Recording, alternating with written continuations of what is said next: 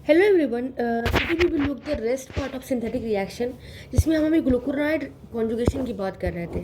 ठीक है, तो बेसिकली हमने ये देखा कि जो जो ग्लूकुरोनाइडेशन होता है वो मॉलिक्यूलर वेट को इंक्रीज कर देता है, और जो मॉलिक्यूलर वेट इंक्रीज हुआ था उससे क्या होता है, this favour the excretion of drug in the bile. ठीक है, अब जो ड्रग इस ग्लूकोनाइड हो गया वो बाइल में एक्सक्रीट हो गया, वो बैक्टीरिया उसको हाइलाइज कर देता है इनका। अब जो इसके बाद हम लोग लिखेंगे कि ड्रग जो हमने ग्लूकोनाइज्ड वो एक्सक्रीट कहाँ पे हुआ, बाइल में। अभी बाइल से फिर गट में जाएगा और गट में क्या हो जाएगा, हाइड्रोलाइज हो जाएगा। So can be hydrolysed by bacteria in gut. अब हाइड्रोलाइज हो गया, ठीक है ना। तो अब अगर हाइड्रोलाइज हो गया मतलब कि फिर से ये एक्टिव हो जाता है, ठीक है ना। तो और लेकिन यहाँ पे कैन लिखा है, can be hydrolyse by the bacteria in the gut. तो फिर अगर ये फिर गट ये जो बैक्टीरिया होता है कभी कभी लिबरेट होता है, and this liberated drug is again reabsorb, वो रीअब्जॉर्ब होता है और फिर undergo the same fate, undergoes the same fate. तो फिर इसका मतलब ये बोलना चाह रहा है कि जो ये इंट्रोहिपैटिक साइक्लिंग होता है, दिस इंट्रोहिपैटिक साइक्लिंग किसका, ड्रग का, दिस प्रोलॉन्ग इट्स एक्शन, ठीक है ना। और ये किसका किसका होता है, एग्जाम्पल इज ओरल कॉन्ट्रासेप्टिव्स, ठीक है ना, फिनोफैलिन, ये सब की होती है। ये तो हमने ये देखा। Second is the acetylation. अगर हम लोग एसिटाइलेशन की बात करते हैं तो कंपाउंड मतलब कि जिसमें कंपाउंड हैविंग अमीनो या फिर हाइड्राजीन रेसिड्यू,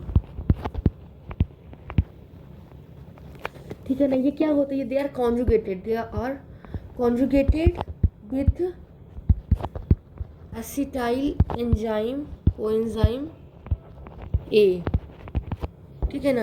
इस एग्जाम्पल में क्या क्या देख सकते हो, जैसे सल्फोनामाइड, आइसोनियाजाइड,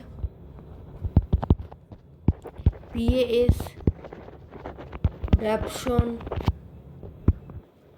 हाइड्रालाजिन, ठीक है ना, ये सब। तो कंपाउंड अमीनो और हाइड्रोजन रेसिड्यू होता है तो कॉन्जुगेट होता है स्टाइल कोएंजाइम में ए से, ठीक है ना। इसके अमीनो ग्रुप है, हाइड्रोजन रेसिड्यू है, वो कॉन्जुगेट होगा स्टाइल कोएंजाइम ए से।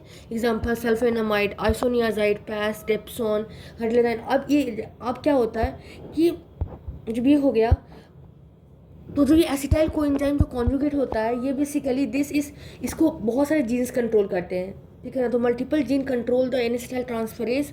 और जो एसिटाइलेशन का जो है वो जेनेटिक मॉर्फोलिज्म शो करता है, that we will look slow acetylator होते हैं, फास्ट एसिटाइलेटर्स होते हैं।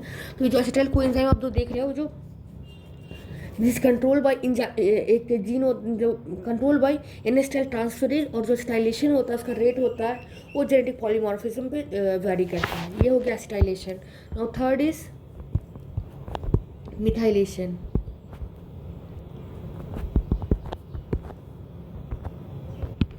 तो अगर हम मिथाइलेशन की बात करेंगे तो जो अमीन होता है, द अमीन्स और फिनॉल्स, ठीक है ना, ये मिथाइलेटेड हो आते हैं, दे आर मिथाइलेटेड जिससे बाई मिथाइल ट्रांसफरेजेस, ठीक है ना। ठीक है, मिथाइल ट्रांसफरेजेस से। और जो मिथ्योनिन होता है, मिथ्योनिन और cysteine, this act as methyl donors. और इसमें हम एग्जाम्पल जैसे example is adrenaline, histamine, methyl dopa, ठीक है ना, कैप्टोपिल, ये सब। तो मिथाइलेशन हमने क्या देखा कि अमीन फिनॉल ये मिथाइलेटेड हो आते हैं बाय मिथाइल ट्रांसफरेजेस, ठीक है ना। और इसमें कौन मिथाइल डोनर की तरह एक्ट करते हैं, methionine, cysteine, they act as methyl donor. उसके एग्जाम्पल क्या, एड्रेलिन, हिस्टामिन, मिथाइल डोपा, ये सब। ये हमने मिथाइलेशन देखा। Now fourth is sulphate conjugation. तो अगर हम सल्फेट कॉन्जुगेशन को देखेंगे तो जो फिनॉलिक कंपाउंड्स होते हैं, फिनॉलिक कंपाउंड और जो स्टेरॉइड्स होते हैं, ठीक है ना, ये सल्फेटेड हुआ, दे आर सल्फेटेड किससे? बाय सल्फो ट्रांसफरेजेस, और जिसको हम लोग बोलते हैं SULT स्लूट्स, ठीक है ना। तो ये इंपॉर्टेंट है याद रखना कि जैसे अमीन है, फिनॉल है, उसका मिथाइलेशन भी मिथाइल ट्रांसफरेजेस से हो रहा है, ठीक है ना। और अगर अमीनो है या फिर हाइड्रोजन रेसिड्यू है तो उसको एसिटाइलेशन भी होता है। फिर हमने देखा कि फिनॉलिक कंपाउंड स्टेरॉइड है, उसको सेल्फ ट्रांसफरेज सल्फेटेड हो जाता है, ठीक है ना। एंड उसका एग्जांपल अगर देखोगे तो क्लोरोमफेनिकॉल, ठीक है ना, मिथाइल डोपा, 6 स्टेरॉइड्स, ये सब होते हैं। ये सल्फेट कॉन्जुगेशन। तो सल्फेट कॉन्जुगेशन के बाद हम देखते हैं फिफ्थ में, दैट इज द, अब फिफ्थ में हम लोग देखेंगे ग्लाइसिन कॉन्जुगेशन, ठीक है ना। तो इसमें कौन कौन से, जैसे सैलिसिलेट्स हो गए, ठीक है, निकोटिनिक एसिड हो गया, निकोटिनिक एसिड, और भी ड्रग हैविंग COOH ग्रुप, ये they are conjugated with glycine. But मैं उतना ज़्यादा फेमस नहीं है, बट ऐसा भी होता है ग्लाइसिन कॉन्जुगेशन। फिर और हम लोग छठा में देखेंगे, that is the glutathione conjugation. इसको कौन करते हैं? This is done by the help of GST, that is glutathione S transferase. और इससे क्या बनता है? दे फॉर्म ए मरकैप्टुरेट, और ये बेसिकली क्या करता है? दिस इनएक्टिवेट हाईली रिएक्टिव क्विनॉन्स को और इपॉक्साइड इंटरमीडिएट्स, ठीक है ना। तो ये सर्व करता है to inactivate highly reactive quinone और इपॉक्साइड इंटरमीडिएट को, ठीक है ना, जो ड्रग्स के टाइम में बनता है। जैसे एग्जांपल इस पैरासीटामोल। लेकिन फिर ये भी है कि अगर बहुत सारा इंटरमीडिएट मतलब ये बन जाते हैं पैरासीटामोल, तो वैसे पॉइजनिंग में, एंजाइम इंडक्शन में तो ग्लूटाथियोन नहीं कर पाता है, ठीक है ना। इससे फिर hepatic, renal and other tissue damage होता है, क्योंकि ये बेसिकली लीवर में हो रहा है। और ग्लूटाथियोन मतलब इंजाइम के होता है ना, तो उसकी कमी हो जाती है हमारे बॉडी में। उसके बाद 7th is the ribonucleoside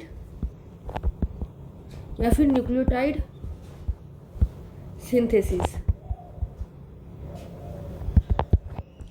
This is important for activation of many purine और pyrimidine pathway के मतलब कि important for activation of many and pyrimidine anti metabolites, ठीक है ना। और इसको this is used in cancer chemotherapy. After this, इसके बाद हम देखते हैं कि मतलब जो ड्रग्स हैं, मोस्ट ड्रग्स वो मेटाबोलाइज होते हैं डिफरेंट पाथवे से, ठीक है ना। जैसे मैंने देखा, अब जो रेट ऑफ रिएक्शन है डिफरेंट पाथवे का, वो वैरी करता है, ठीक है ना। जैसे first let me write here कि रेट ऑफ रिएक्शन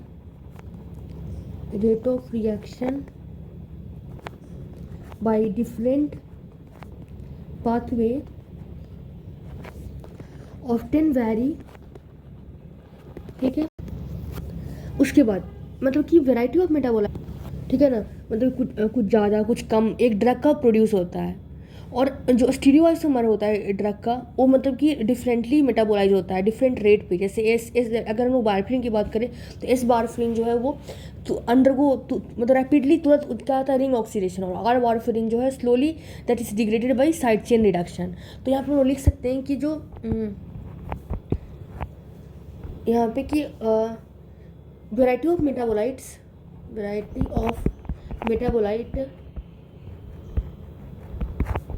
ठीक है ना, some more and some less,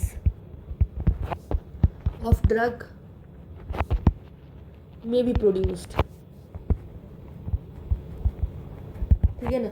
और जो स्टीरियो आइसोमेरिज्म है ड्रग का, stereo isomerism of drug may be metabolized differently और at different rate। जैसे कि अगर हम लोग बात करते हैं एस वारफेरिन की, एस वारफेरिन, ठीक है ना, ये तुरंत रिंग ऑक्सीडेशन दिस अंडरगो मतलब रिंग ऑक्सीडेशन। अगर हम लोग और वारफेरिन की बात करते हैं तो और वारफेरिन क्या होता है, they undergo side chain reduction. ये हमने यहाँ पे देखा, ठीक है ना, कि अलग अलग रेट से मतलब डिफरेंट डिफरेंट पाथवे वेरी करता है, अलग अलग तरह के ड्रग्स बनते हैं, उसके मेटाबॉलाइज डिफरेंट रेट पे होते हैं। आफ्टर दिस अब हम लोग देखेंगे ड्रग मेटाबॉलाइजिंग एंजाइम की। ड्रग मेटाबॉलिज्म एंजाइम क्या क्या होते हैं, ऐसे माइक्रोसोमल होते हैं और नॉन माइक्रोसोमल। तो here we will look that the drug metabolising enzyme, they are divided into two types, ठीक है ना। कौन कौन सा, A is the microsomal enzyme and B is the non microsomal enzymes। अगर हम लोग माइक्रोसोमल एंजाइम की बात करते हैं, माइक्रोसोमल एंजाइम, तो इसमें क्या होता है, this is located microsomal enzyme this is located on smooth endoplasmic reticulum, ठीक है ना। और ये प्राइमरीली कहाँ होता है, primarily in liver, in kidney, ठीक है ना, intestinal mucosa, after that lungs. हमने क्या देखा, माइक्रोसोमल एंजाइम जो कि लोकेटेड होता है स्मूथ एंडोप्लाज्मिक रेटिकुलम में, और प्राइमरीली कहाँ पे, लीवर में, किडनी में, ठीक है ना, इंटेस्टाइनल म्यूकोसा में, लंग्स में, ये सब में लोकेटेड होता है, ठीक है ना। और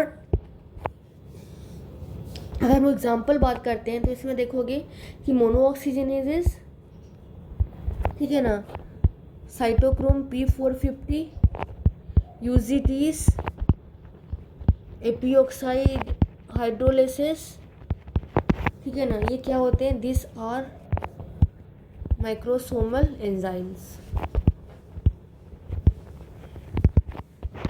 कौन कौन से, मोनोऑक्सीजनेज, साइटोक्रोम P450, यूजीटीज, इपोक्साइड हाइड्रोलिसिस, यहाँ पर लेसिस, ठीक है ना, ये सब माइक्रोसोमल एंजाइम्स होते हैं। और इसे जो माइक्रोसोमल एंजाइम है बेसिकली क्या करते हैं, this catalyse, they catalyse most of oxidation, ठीक है ना, reduction, hydrolysis, glucuronide conjugation. Catalyse करते हैं मोस्ट ऑफ ऑक्सीडेशन को, मोस्ट ऑफ रिडक्शन को, मोस्ट ऑफ हाइड्रोलाइसिस को, मोस्ट ऑफ ग्लूकोनाइड कॉन्जुगेशन को। और ये जो माइक्रोसोमल एंजाइम्स होते हैं ना, they are inducible and microsomal enzyme में यही खासियत है, पहले तो कि हमें याद रखना है लोकेशन की, अच्छा स्मूथ एंडोप्लाज्मिक रेटिकुलम में रहता है, ठीक है ना, लीवर में, किडनी में, इंटेस्टाइनल म्यूकोसा में, लंग्स में। इसके एग्जांपल कौन कौन से, मोनोऑक्सीजन, साइटोक्रोम P450, यूजीटीज, इपोक्साइड हाइड्रोलिक्स, ये सब माइक्रोसोमल एंजाइम है। और ये कैटलाइज करते हैं most of the oxidation reaction, most of the reduction reaction, hydrolysis, glucuronide conjugations, ठीक है ना। और ये जो माइक्रोसोमल एंजाइम्स होते हैं ना, they are inducible by drugs से, डाइटरी कॉन्स्टिट्यूएंट से। अब इसके बाद हम लोग माइक्रोसोमल एंजाइम के बाद हम लोग देखेंगे नॉन माइक्रोसोमल एंजाइम्स, ठीक है, नॉन माइक्रोसोमल एंजाइम्स। तो वो तो हमने देखा कि ठीक है, microsomal enzyme smooth endoplasmic reticulum में रहता है, ये कहाँ प्रेजेंट होता है, they are present in cytoplasm और mitochondria of hepatic cell. Mitochondria of hepatic cell और as well as in other tissue, ठीक है ना, जैसे कि एग्जाम्पल इज प्लाज्मा, ठीक है। अब जैसे हमने इसके एग्जांपल्स देखे थे कि इसमें it include the monooxygenase cytochrome P450 UGTs epoxide hydrolase, ये सब मोनो माइक्रोसोमल एंजाइम है। अगर हम लोग नॉन माइक्रोसोमल एंजाइम की बात करते हैं तो इसमें एग्जांपल इज एस्टेरेज, अमाइडेज, ठीक है ना, फ्लैबोप्रोटीन, ऑक्सीडेज, ये सब जो है नॉन माइक्रोसोमल एंजाइम है, ठीक है। और ये किस तरह की रिएक्शन कैटेलाइज करते हैं, ये भी ऑक्सीडेशन, रिडक्शन, हाइड्रोलिटिक रिएक्शन। और लेकिन एक चीज़ एक्सेप्शन है इसमें भी हमने देखा था कि जितने भी ऑक्सीडेशन रिएक्शन हाइड्रोलिसिस, बट अगर आप लोग माइक्रोसोमल में देखोगे तो ग्लूकोराइड कॉन्जुगेशन था, बट इसमें क्या है, ग्लूकोराइड कॉन्जुगेशन नहीं आता है। तो यहाँ पर देखेंगे that is the reaction that is showed by that is oxidation, reduction, hydrolytic reactions, जितने भी कॉन्जुगेशन है सारे, और कॉन्जुगेशन एक्सेप्ट ग्लूकोराइडेशन, ठीक है।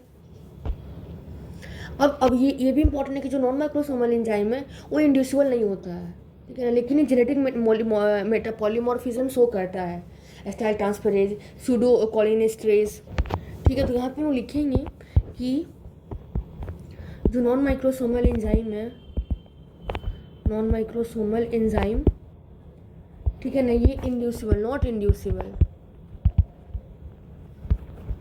ठीक है ना, but many genetic polymorphism they show morphism, ठीक है ना, but so many genetic polymorphism, जैसे कि एग्जांपल में आप देखोगे एसिटाइल ट्रांसफरेजेस, सूडोकोलिनेस्ट्रेज, ठीक है ना, ये सब के क्या होते हैं, मतलब कि एसिटाइल ट्रांसफरेज, मतलब जिस तरह से हुए हैं ना सिमिलर टू माइक्रोसोमल एंजाइम, उसी तरह से, मतलब इंड्यूसिबल नहीं होते हैं, लेकिन जेनेटिक पॉलीमॉर्फिज्म जैसे कि माइक्रोसोमल एंजाइम थे उस तरह से शो करते हैं। ये इंपॉर्टेंट रखना कि जितने except glucuronidation all the reaction are carried out by non microsomal enzyme. इसके बाद जो दोनों माइक्रोसोमल और नॉन माइक्रोसोमल एंजाइम है, दोनों के दोनों न्यूबॉर्न में डिफिशिएंट होता है, ठीक है ना, और अगर वो प्री मैच्योर है तब तो और उसको प्रॉब्लम है, और तो अगर हमने उसको ओपिओइड्स क्लोराम्फेनिकोल दिया तो बहुत दिक्कत की बात है, तो they are susceptible to the chloramphenicol opioids, ठीक है ना।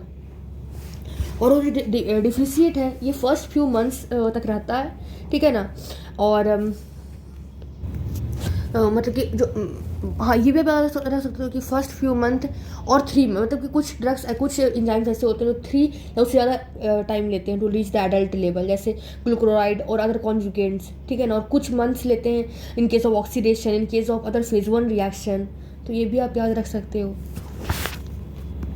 उसके बाद जो अमाउंट है, जो ड्रग्स काइंड ऑफ ड्रग है मेटाबोलाइजिंग एंजाइम्स, वो कंट्रोल होते हैं जेनेटिकली, ठीक है, जेनेटिकली कंट्रोल होते हैं, अल्टर होते हैं डाइट से, एनवायरमेंटल फैक्टर से। इसीलिए मतलब कि इंटर इंडिविजुअल में, ठीक है, इंटर स्पीसीज में दे आर मतलब कि उसकी डिफरेंसेस आपको दिखेगा। जैसे अगर हम कैट की बात करें तो उसमें यूजिटी नहीं होता है, डॉग्स में एनएटी नहीं होता है, ठीक है ना, तो ये चीज़ें हैं। उसके बाद एक एलिमिनेशन, एक टर्म आता है that is called as Hofmann elimination. अगर हम लोग होपमैन एलिमिनेशन की बात करते हैं तो ये basically it means that inactivation of drug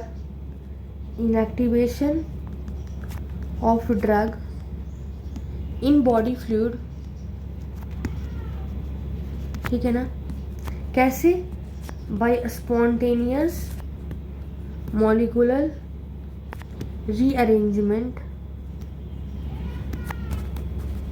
without the agency of enzyme। मतलब कि होपमैन एलिमिनेशन मतलब क्या है कि inactivation of drug in body fluid, ठीक है ना, कैसे, by spontaneous molecular rearrangement without the agency of, मतलब कि मॉलिकुलर का अरेंजमेंट सिर्फ, कोई भी एंजाइम की इसमें रिक्वायरमेंट नहीं थी, सिर्फ मतलब कि स्पॉन्टेनियस मॉलिक्यूलर रीअरेंजमेंट होता है, अब इसके बाद हम देखते हैं कि what inhibition of, now we will look inhibition of drug metabolism.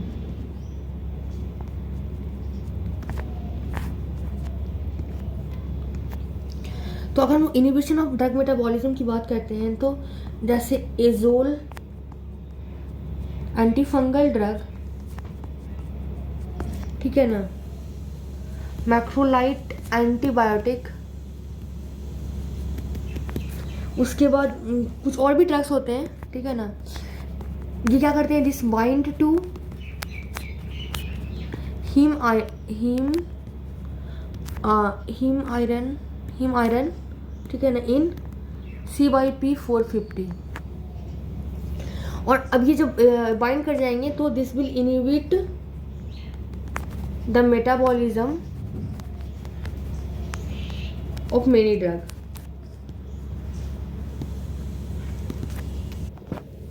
तो ये मेटाबॉलिज्म मेनी ड्रग्स को इनहिबिट करता है, ठीक है ना। और एज वेल एज किसको, सम एंडोजीनस सब्सटेंस, जैसे कि एग्जांपल इज स्टेरॉइड्स, ठीक है ना, बिलिरुबिन, ये सब की मेटाबॉलिज्म को भी इनहिबिट करता है। हम लोग अभी और भी मतलब कि इनहिबिशन के बारे में देखेंगे, बट फर्स्ट मुझे इंडक्शन बताना था कि माइक्रोसोमल एंजाइम जो होता है उसके इंडक्शंस कैसे कैसे होते हैं, ठीक है ना। तो माइक्रोसोमल एंजाइम इंडक्शन, तो इसमें हम क्या देखते हैं, अगर हम माइक्रोसोमल एंजाइम इंडक्शन की बात करते हैं तो बहुत सारे ड्रग्स, मेनी ड्रग, ठीक है ना, फिर इंसेक्टिसाइड्स, उसके बाद जो कार्सिनोजेंस होते हैं, कार्सिनोजेंस, ये सब क्या करते हैं, दे इंटरैक्ट विथ डीएनए से इंटरैक्ट किया and this lead to increase the synthesis of microsomal enzymes, ठीक है ना। तो बहुत सारे ड्रग्स, इंसेक्टिसाइड, कार्सिनोजन, वो इंटरेक्ट किया डीएनए से और increase synthesis of microsomal enzyme. और इससे क्या होता है, अब माइक्रोसोमल एंजाइम को इंक्रीज कर दिया सिंथेसिस। और अगर आप एग्जांपल्स भी याद रख सकते हो, जैसे कि तो बार बार देख ही रहे हैं एग्जांपल, कौन कौन से एंजाइम को इंड्यूस करता है, जैसे कि साइटोक्रोम P450, यूजीटीज, ये सब। इससे क्या होता है कि रेट ऑफ मेटाबॉलिज्म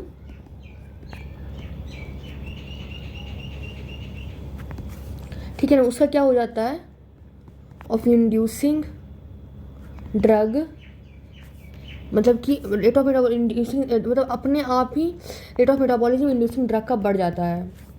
इसको हम लोग बोलते हैं ऑटो इंडक्शन,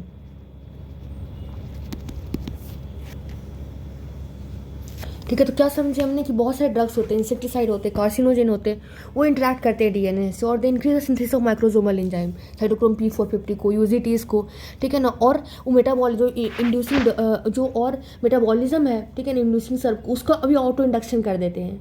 और जो हमने ड्रग एडमिनिस्ट्रेट किया उसको भी एक्सेलरेट करते हैं, प्लस को एडमिनिस्ट्रेटेड ड्रग इज एक्सेलरेटेड, ठीक है ना। अब बहुत सारे इंड्यूसर्स हैं, ठीक है ना, जो कि सेलेक्टिव होते हैं cytochrome P450 enzyme iso family के लिए। तो हियर वी विल राइट कि डिफरेंट इंड्यूसर्स और they are relatively selective for certain cytochrome P450 isoenzyme. और इसके अगर हम एग्जांपल्स देखते हो तो एग्जांपल्स लाइक एंटीकॉन्वुलेंट्स, ठीक है ना, जैसे कि कौन कौन से, फिनोबार्बिटॉन,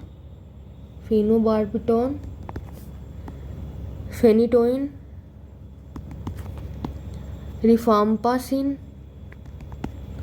ठीक है ना, ग्लूकोकॉर्टिकॉइड्स।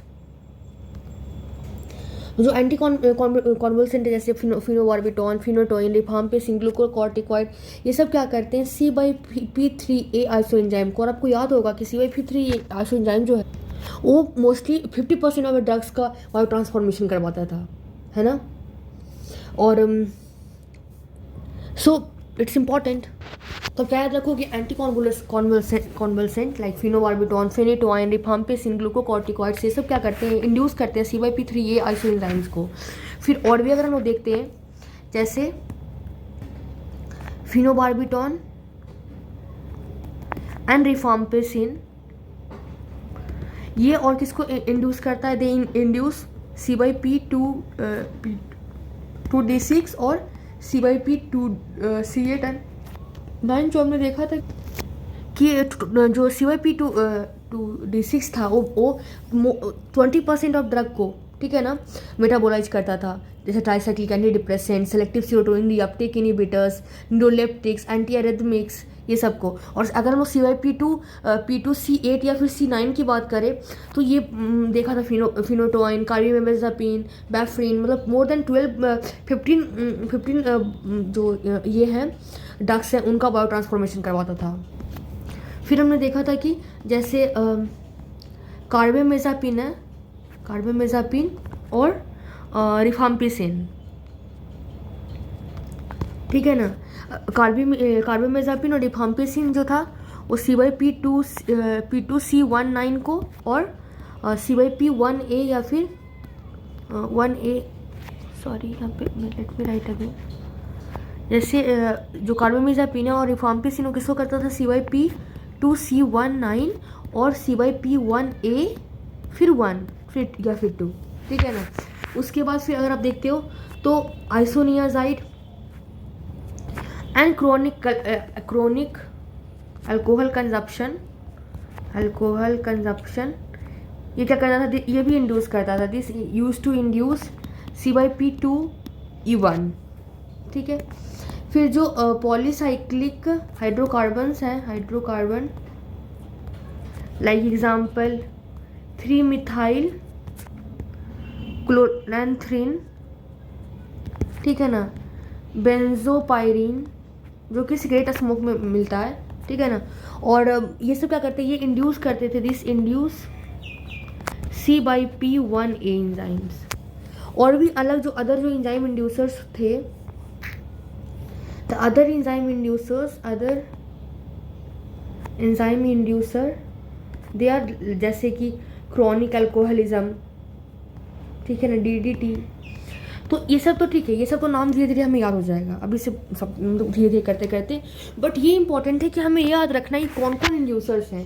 तो इसमें क्या याद रखोगे, फिनोबार्बिटॉन, फेनिटोइन, रिफाम्पिसिन, ग्लूकोकॉर्टिकॉइड, फिर से देखो फिनोबार्बिटॉन और रिफाम्पिसिन आ गया, ठीक है। रिफाम्पिसिन तो एक और फिर नाम आया, carbamazepine, isoniazid, chronic alcohol consumption, polycyclic hydrocarbon, ठीक है ना, और क्रोनिक अल्कोहलिज्म DDT। तो क्या क्या याद रखना है, phenobarbitone, phenytoin, rifampicin, glucocorticoids, then carbamazepine, then isoniazid, then chronic alcohol consumption, ठीक है ना, पॉलीसाइक्लिक हाइड्रोकार्बन जैसे 3-मिथाइल क्लोरोथीन, फिर हाँ बेंजोपायरीन, ठीक है ना, तो मतलब पॉलीसाइक्लिक हाइड्रोकार्बन में ही आ गया।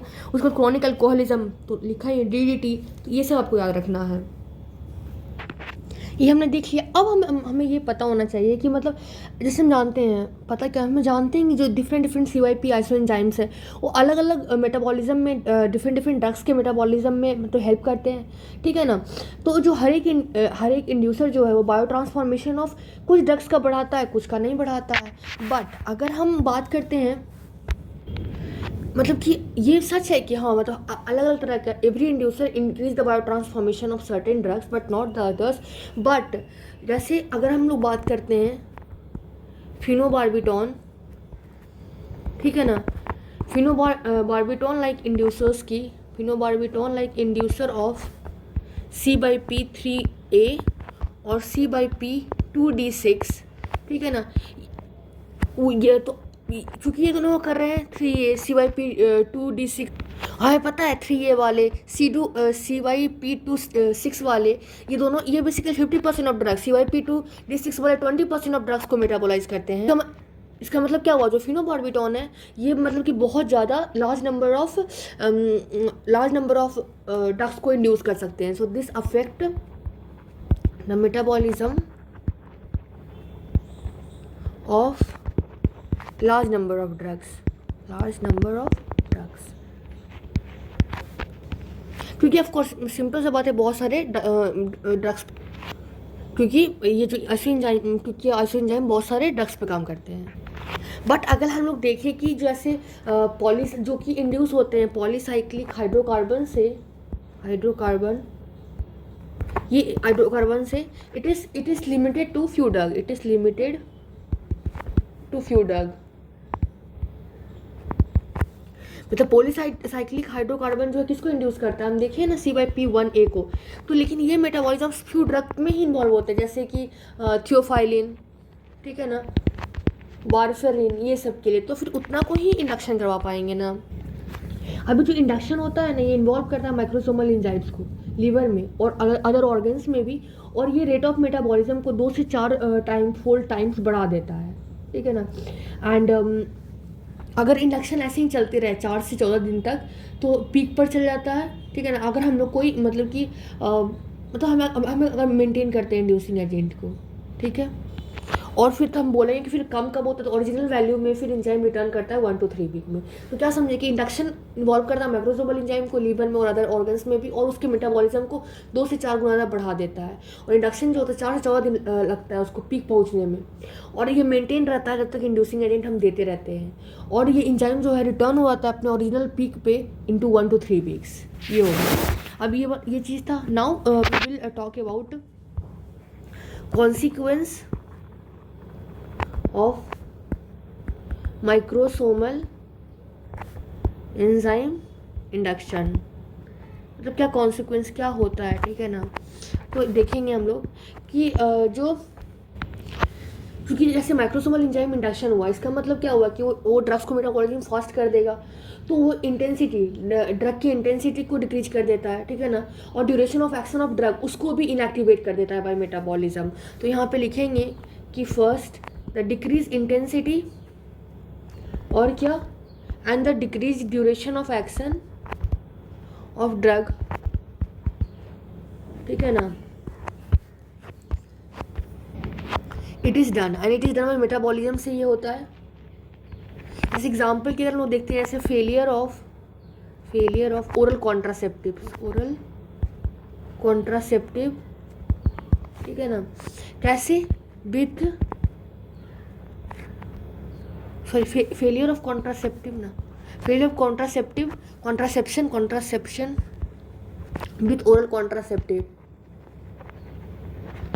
ठीक है ना. मतलब कि हम लोग कोई ड्रग इंड्यूसर्स देते हैं तो वो कॉन्ट्रासेप्शन को फेल कर देता है. आगे हम लोग देखेंगे रिपम्पिसिन, ये सब ओरल कॉन्ट्रासेप्शन के साथ वो इंटरेक्ट करता है और there is failure of contraception अगर हम लोग ड्रग इंड्यूस्ड एंजाइम उसको देते हैं, ठीक है ना. उसके बाद फिर सेकेंड और भी हम लोग एग्जाम्पल दे सकते हैं, जैसे लॉस ऑफ anti-HIV एक्शन किसके द्वारा, नेविप्रमिड ड्यू टू, इसे सब रिफाम्पिसिन के कारण होता है. एक्शन ऑफ नेविरापिन, ठीक है, ये भी याद रख सकते हैं. फिर दूसरे की अगर हम लोग बात करते हैं, दूसरा पॉइंट क्या होता है कि increase intensity of action of drug, increase intensity of action of drug, ठीक है ना. ये they are activated by metabolism. जैसे कि एक्यूट पैरासीटामोल टॉक्सिसिटी की, क्योंकि मतलब कि ड्यू टू वैसे हमने कोई ड्रग लिया, ठीक है ना, और उसको मेटाबॉलिज्म से एक टॉक्सिक सब्सटेंस में चेंज कर दिया.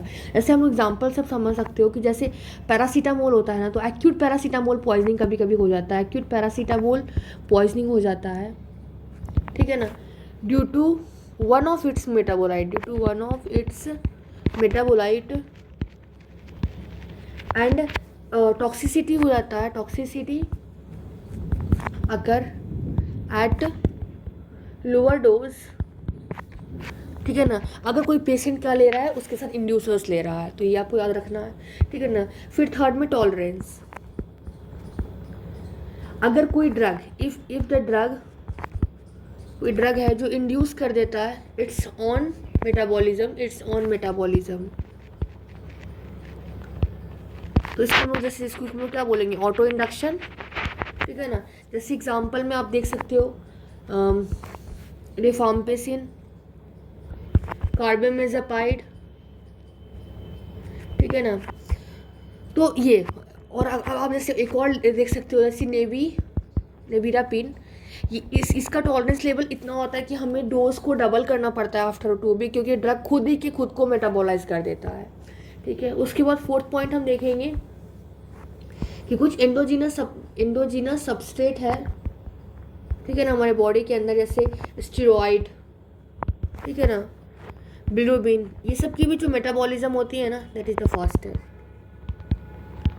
फिर और हमने जैसे बायोकेमिस्ट्री में भी पढ़े हैं कि जैसे एक्यूट इंटरमीडिएट और पोरफायरिया, उसका प्रेसिपिटेशन और हो जाता है जब कोई हम लोग एंजाइम इंडक्शन देते हैं जो कि पोरफायरिन सिंथेसिस को इंड्यूस करता है, ठीक है ना। और कौन सा ऐसा है जो एंजाइम का इंडक्शन करवाता है, जो कि इनकी पोरफायरिन सिंथेसिस, हमने पढ़ा है बायोकेमिस्ट्री में कि डेल्टा अमीनोलेबुलिनिक एसिड सिंथेस जो होता है उसकी बात कर रहे हैं हम, ये याद रख सकते हो। फिर एक और पॉइंट आता है कि अगर कोई हम लोग इंड्यूसर को यूज़ करते हैं तो किसी मतलब और ड्रग को मतलब कि इंटरफेयर करता है, और तो हमें उसकी डोज को मतलब एडजस्ट करना पड़ता है, ठीक है ना, रेगुलर बेसिस पे, जैसे oral anticoagulants, oral hypoglycaemics, anti epileptics, anti hypertensive, ठीक है, ये सब चीज़ें हैं। उसके बाद ड्रग जिसकी मतलब मेटाबॉलिज्म एंजाइम इंडक्शन से बहुत ज़्यादा सिग्निफिकेंटली अफेक्ट होती है, जैसे phenytoin, carbamazepine, anti depressant, warfarin, tolbutamide, oral contraceptive, chloramphenicol, ठीक है, डॉक्सीसाइक्लिन, थियोफाइलिन, ग्लाइसोफिलिबिन, निविरापिन, ये सब जो ड्रग्स हैं उनकी मेटाबॉलिज्म एंजाइम इंडक्शन से बहुत ज़्यादा अफेक्ट होती है। कौन कौन सी? Phenytoin, carbamazepine, anti depressant, warfarin, tolbutamide, oral contraceptive, chloramphenicol, doxycycline, theophylline, ग्लाइसोफिलिडिन, नेविरापिन, ठीक है ना, ये सब है। अब हम लोग ये जो एंजाइम रिडक्शन उसको यूज़ कैसे कर सकते हैं, तो उसको यूज़ बहुत जगह में होता है, जैसे congenital non haemolytic jaundice, Cushing syndrome, chronic poisoning, liver disease में। अब कोई कॉन्जेनाइटल नॉन हेमोलाइटिक जॉन्डिस में कैसे यूज़ होता है, तो ये मतलब कि ऐसे यूज़ होता है, जो फिनोबार्बिटॉन होता है वो हेस्टिन मतलब वो स्पीड अप कर देता है क्लियरेंस ऑफ जॉन्डिस, क्या करवाता है, ड्यू टू मतलब ये डेफिशिएंट करवाता है ग्लूकोराइडेशन ऑफ बिलिरुबिन, ठीक है। तो ये हम लोग कॉन्जेनिटल नॉन हेमोलाइटिक जॉन्डिस में कर सकते हैं। कुशिंग सिंड्रोम में क्या, जो फेनेटोइन है वो रिड्यूस कर देता है, ठीक है ना, मैनिफेस्टेशन वो कैसे, क्योंकि वो स्टार्ट कर देता है डिग्रेडेशन ऑफ आइडियल स्टेरॉइड्स, क्योंकि बहुत ज़्यादा बॉडी में प्रोड्यूस हो गए तो उसको स्टार्ट कर देता है तोड़ना। फिर क्रॉनिक पॉइजनिंग में जल्दी मेटाबॉलिज्म करता है और जितने पॉइजनस सब्सटेंस है उसको एक्सक्रीट करवा देता है। फिर लीवर डिजीजेज में। तो this was some point about microsomal enzyme induction. Thank you everyone.